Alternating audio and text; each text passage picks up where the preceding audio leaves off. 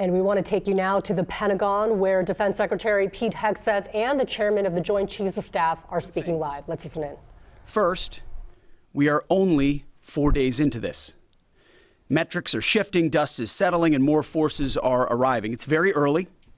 And as President Trump has said, we will take all the time we need to make sure that we succeed. Second, we are only 4 days into this. And the results have been incredible. Historic, really. Only the United States of America could lead this. Only us. But when you add the Israeli Defense Forces, a devastatingly capable force, the combination is sheer destruction for our radical Islamist Iranian adversaries. They are toast, and they know it. Or at least, soon enough, they will know it. And we have only just begun to hunt, dismantle, demoralize, destroy, and defeat their capabilities, just 4 days in. Starting last night and to be completed in a few days, in under a week, the two most powerful air forces in the world will have complete control of Iranian skies, uncontested airspace. I hope all the folks watching understand what uncontested airspace and complete control means. It means we will fly all day, all night, day and night, finding, fixing, and finishing the missiles and defense industrial base of the Iranian military, finding and fixing their leaders and their military leaders, flying over Tehran, flying over Iran, flying over their capital, flying over the IRGC, Iranian leaders looking up and seeing only U.S. and Israeli air power every minute of every day until we decide it's over. And Iran will be able to do nothing about it. B-2s, B-52s, B-1s, Predator drones, fighters, controlling the skies, picking targets. Death and destruction from the sky all day long. We're playing for keeps. Our warfighters have maximum authorities granted personally by the president and yours truly. Our rules of engagement are bold, precise, and designed to unleash American power, not shackle it. This was never meant to be a fair fight, and it is not a fair fight. We are punching them while they're down, which is exactly how it should be. Thus far, Operation Epic Fury has delivered twice the air power of shock and awe of Iraq in 2003, minus Paul Bremer and the nation building. The campaign has 7 times the intensity of Israel's previous operations against Iran during the 12-day war, 7 times. And as President Trump said, more and larger waves are coming. We are just getting started. We are accelerating, not decelerating. Iran's capabilities are evaporating by the hour, while American strength grows fiercer, smarter, and utterly dominant. More bombers and more fighters are arriving just today. And now, with complete control of the skies, we will be using 500-pound, 1,000-pound, and 2,000-pound GPS and laser-guided precision gravity bombs, of which we have a nearly unlimited stockpile. We used more exquisite standoff munitions at the start, but no longer need to. Our stockpiles of those, as well as Patriots, remains extremely strong. The enemy can no longer shoot the volume of missiles they once did, not even close. And the chairman will lay out some of those percentages. So our air defenses and that of our allies have plenty of runway. We can sustain this fight easily for as long as we need to. And as I said yesterday, we set the terms. Now, you may not see much of it because the IRGC shut off the internet to the entirety of the country. They blind their people on purpose, just like they kill their own on purpose. Much was made of the volume of missiles Iran was able to shoot in the first few days. And sadly, as we projected, a few got through and killed 6 of our best, who will hopefully arrive home soon. We will avenge them, no doubt. But I liken Iran's predicament to a football team who scripted the first 20 plays of a game. The team knew what plays to run because their first few drives were scripted. But now that the game has started and the blitz is on, they don't know what plays to call, let alone how to get in the huddle and call those plays. Iran's senior leaders are dead. The so-called governing council that might have selected a successor, dead, missing, or cowering in bunkers, too terrified to even occupy the same room. Senior generals, mid-level officers, enlisted ranks, they can't talk or communicate, let alone mount a coordinated and sustained offensive. That's not great for morale. The Iranian Air Force is no more, built for 1996, destroyed in 2026. The Iranian Navy rests at the bottom of the Persian Gulf. Combat ineffective, decimated, destroyed, defeated, pick your adjective. In fact, last night, we sunk their prize ship, the Soleimani. Looks like POTUS got him twice.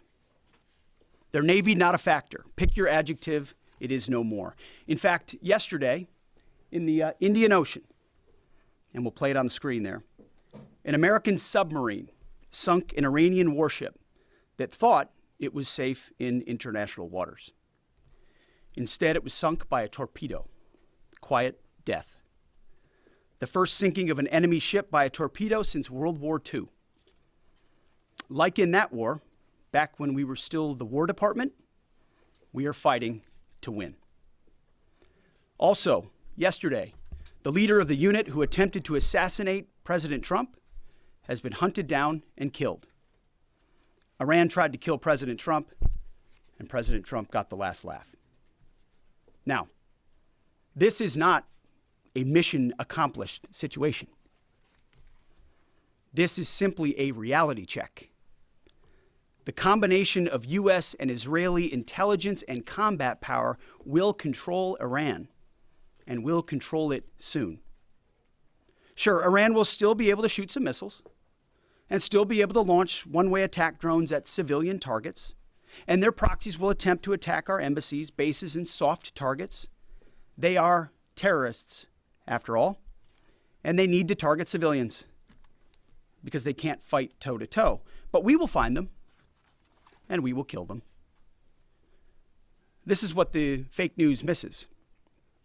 We've taken control of Iran's airspace and waterways without boots on the ground. We control their fate. But when a few drones get through or tragic things happen, it's front page news. I get it. The press only wants to make the president look bad, but try for once to report the reality. The terms of this war will be set by us at every step. As I said Monday, the mission is laser focused. Obliterate Iran's missiles and drones and facilities that produce them, annihilate its navy and critical security infrastructure, and sever their pathway to nuclear weapons. Iran will never possess a nuclear bomb, not on our watch, not ever. And this is why President Trump's moral clarity on Iran today is so vital. Unlike the past, where vague red lines and endless negotiations let Iran fund terror and inch ever so slightly toward a bomb, this president sees the threat plainly and acts decisively. No more half measures, especially when Iran is at its weakest. No more letting Tehran play for time while our people pay the price. His leadership ensures that we finish what we start and that we protect our warfighters by crushing the enemy before they can strike again. Our offensive operations, refined through months of relentless preparation, are unstoppable. And our defensive efforts are unprecedented. We have from the start put the protection of our troops ahead of everything else. Before we very publicly built up offensive combat power, we quietly ensured that our defensive posture and power was in place. And as we built up offensive combat power, we moved the vast majority of American troops, over 90% of Americans that were on our bases, what we say off the X, out of the range of Iranian fire. Our defensive shield is equally formidable, the most sophisticated air and missile defense network ever fielded. Thousands of Iranian missiles and drones have been intercepted and vaporized. tens of thousands of American and allied lives protected. We have pushed every counter-UAS system possible forward, sparing no expense or capability. And like I said, this does not mean we can stop everything, but we ensured that the maximum possible defense and maximum possible force protection was set up before we went on offense. In closing, as President Trump told German Chancellor Merz yesterday, Iran negotiated in bad faith, stalling, scheming, and preparing to strike. And we acted decisively to defend our people, our interests, and our allies. President Trump took bold action, putting America first, the kind of bold action that the American people elected him to execute. To our steadfast partner, Israel, your mission is being executed with unmatched skill and iron determination. Fighting shoulder to shoulder with such a capable ally is a true force multiplier and a breath of fresh air. We salute your courage and your contribution. 4 days in, we have only just begun to fight. America fights to win, and in Operation Epic Fury, we are. May God's providence cover and protect our troops always. And with that, I turn it over to the chairman. Thank you, Mr. Secretary, and good morning, everyone. Thank you for being here. I'm here today to provide the American people and those of you in this room an update on Operation Epic Fury. First, it's with profound sadness and gratitude that I share the names of 4 of our 6 fallen heroes, all from the 103rd Sustainment Command, U.S. Army Reserves out of Des Moines, Iowa. Captain Cody Cork, Sergeant First Class Noah Tegens, Sergeant First Class Nicole Amore, and Sergeant Declan Cody. To the families of our fallen, we grieve with you today, and we look forward to welcoming your family members home at Dover in the coming days. Out of respect for the other families, we'll withhold the release of their names until next of kin notification is complete. And either myself or Admiral Cooper will release those names as soon as we can ensure that all of those families have been properly notified. To our Gold Star families, to our wounded warriors and their loved ones, we will never forget your sacrifice. Our nation stands with you, and we are eternally grateful for your courage, your resiliency, your devotion to this mission and to our nation. As the Secretary said, we're 4 days in, 103 hours into this campaign. The operation was again launched with clear military objectives designed to dismantle Iran's ability to project power outside of its borders, both today and in the future. First, we are targeting and eliminating Iran's ballistic missile systems to prevent them from threatening the U.S. Forces, partners, and interests in the region. Second, we are destroying the Iranian Navy, degrading its capacity, capability, and ability to conduct operations, not just in the Central Command AOR, but as the Secretary showed in the video, around the world. Third, we're ensuring Iran cannot rapidly rebuild or reconstitute its combat capability or combat power, and those phases will begin as the campaign continues. As of this morning, U.S. Central Command is making steady progress. Iran's theater ballistic missile shots fired are down 86% from the first day of fighting, with a 23% decrease just in the last 24 hours. And their one-way attack drone shots are down 73% from the opening days. This progress has allowed CENTCOM to establish localized air superiority across the southern flank of the Iranian coast and penetrate their defenses with overwhelming precision and firepower. We will now begin to expand inland, striking progressively deeper into Iranian territory and creating additional freedom of maneuver for U.S. forces. Let me explain a little bit about how we're thinking about staying ahead of the enemy. First, over the past several weeks, Admiral Cooper and the CENTCOM team have refined their operational approach to the region. Their planners identified key centers of gravity that would allow Iran to project power outside of its borders. They thought about how to isolate critical vulnerabilities and determined where, with precision, the greatest strategic effect could be achieved. As a result of this, CENTCOM is now shifting in day 4 already from large, deliberate strike packages using standoff munitions at range outside an enemy's ability to shoot at us, now into stand-in precision strikes overhead Iran. As the Secretary said, this is a point of munitions transition from standoff munitions to stand-in munitions like Joint Direct Attack munitions, which are GPS-aided free-fall weapons, and other things like Hellfires, etc. This will allow the joint force to deliver significantly increased precision effects on the target. The throttle is coming up, as the Secretary said, as opposed to ramping down. This will allow us to maintain consistent pressure on the adversary over the coming days, disrupt their launch timelines, and impose cost every day around the clock. I know there have been a lot of questions about munitions. We have sufficient precision munitions for the task at hand, both on the offense and defense. But I want to tell you, teammates, as a matter of practice, I don't want to be talking about quantities. And I know there's been a great debate about that, and I appreciate the interest, but just know that we consider that an operational security matter. Let me flip to the map here. Hopefully I don't kill anybody with a laser pointer. As I mentioned earlier, and for you with the camera right there, my friend, I hope I don't ricochet off and hurt you. Over the initial days, the U.S. Joint Forces continued to attack and attrit ballistic missile capabilities as well as integrated air defense capabilities along the southern axis. Along the northern axis, Israel and the Israeli Air Force has predominantly been working integrated air defense targets along the northern flank, as well as medium-range ballistic missile capability as well. From the sea, the USS Ford has continued to project combat power here, as well as the bomber pulses that we talked about in the opening days of this briefing. Along the southern axis, the USS Abraham Lincoln Strike Group has continued to provide pressure from the sea along the southeastern side of the coast and has been attriting naval capability all along the strait and up into the Arabian Gulf at a size and scale sufficiently to address the targets required. To date, we've hit over 2,000 targets, as Admiral Cooper said in his video last night.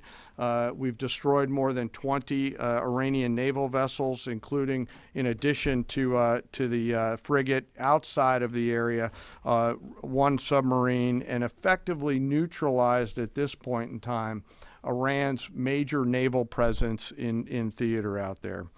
As the Secretary showed the video, for the first time since 1945, a United States Navy fast attack submarine has sunk an enemy combatant ship using a single Mark 48 torpedo to achieve immediate effect, sending the warship to the bottom of the sea.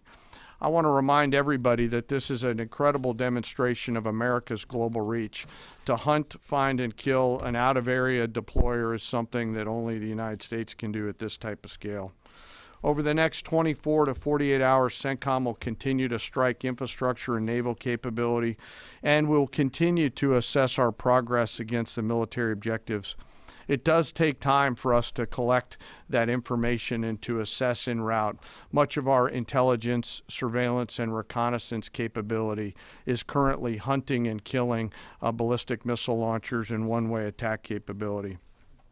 We're precise in that assessment, and we call balls and strikes in that assessment. We take that matter seriously. Iran, on the other hand, has been indiscriminate and more imprecise in their attacks. They fired more than 500 ballistic missiles and more than 2,000 drones, striking innocent civilian targets throughout the region. Our partners are answering the call to defend themselves right alongside us. Jordan, Bahrain, Saudi Arabia, the UAE, Qatar, and Kuwait are all defending their people with their own combat capability, with precision and restraint. Jordanian air defense crews recently intercepted a cluster of Iranian one-way attack drones headed to Amman.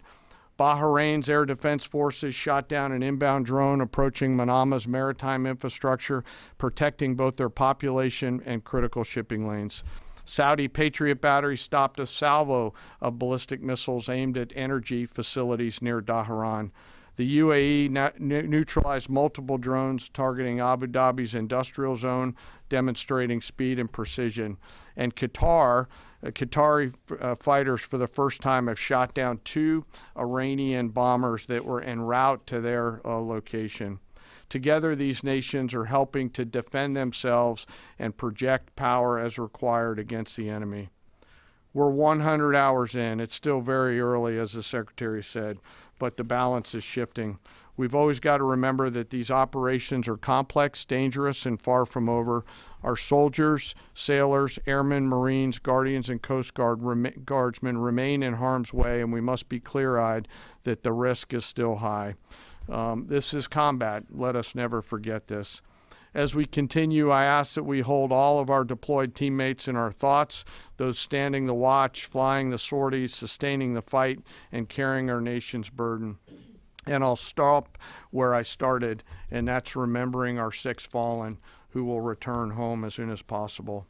I remain humbled, grateful, inspired by every day the valor and professionalism of our joint force.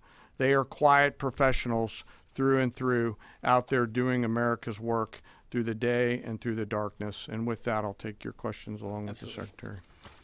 Go ahead. So you just heard from Joint Chiefs of Staff Chairman General Dan Caine and Defense Secretary Pete Hegseth about the conflict in Iran. One of the things that was talked about is that Hegseth said the U.S. and Israel will have complete control over the skies over Iran in under a week. Right, and then we are going to continue following any of the latest developments coming out of Pentagon this morning. So please stay with us here on King 5 Mornings for the latest on that.